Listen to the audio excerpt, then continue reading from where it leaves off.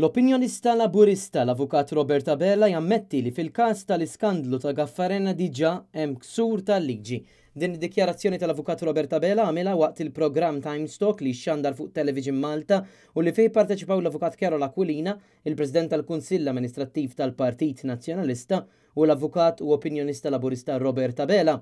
Il-ksur tal-liġi tqanqal minn Carola Aquilina li spjega l-kuntratt li l-Gvern għamel ma' Gaffarena u li jekser il-liġi. Jiena ngħid li ġan kiset il-liġi jekk tara ftit l-att li qed isemmi il-Kap 268 l-artiklu 13 tal-iskeda jirriżulta li ġa hemm ksur tal-liġi u nitlob min juri interess jara ftit illa li xinqabżet 30% tal-valur tal-partit. Jiena kkalkulajta hemm 37% li xismu. Ġifieri ġa hemm ksur tal-liġi, ġifieri fuq dal-punt jirriżulta ċar il-gvern jista' jaġixxi. Paċenzja, nissemplifikaw naqra.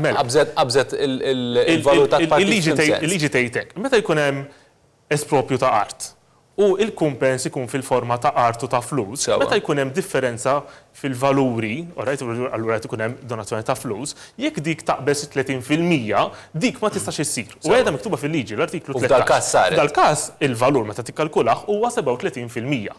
Jiġifieri inkiset il-liġi. Il-pożizzjoni ta' Carola Aquilina dwar ksur tal-liġi kienet konfermata mill-avukat Robert Abela li jikkonferma li r-regola ta' 30% kienet eċċeduta. Anka 30% dik ir-regola ta' 30% jidher li ġiet eċċeduta u jiena d-domanda tiegħi allura tkun. Il-gvern diġà ddakjara ta' 30% biex naqbas għalih biex ngħidlek. Hekk jidher li hu. Matematika, ġifieri mhux opinjoni. Mill-istimi li rajna fil-gazzetti, jidher li r-regola ta' 30% jidher li ġiet eċċeduta. Fil-programm intwerit ukoll intervista mas-Segretarju Parlamentari Michael Falzon li tefa' responsabilità fuq il-ħaddiema tad-Dipartiment tal-Artijiet u qal li kienu huma li jagħmlu l-evalwazzjoni tal-proprjetà u li hu ma ndaħal f'xejn. Dan ikompli jitfa' taħt pressjoni lill-Gvern ta' Joseph Muscat biex jerfa' responsabilità anka wara li t-tnejn il-kap tal-oppożizzjoni fil-Parlament sejjaħ għar-riżenja tas-Segretarju Parlamentari Michael Falzon.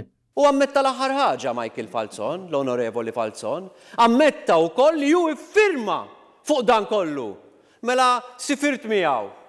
Kont tafu qabel, kellimtu qabel, xi ħadd mis-segretarjat tiegħek mar miegħu għand il-Lenz u inti ffirmajt kollox fl-aħħar u ma terfax ir-responsabbiltà politika.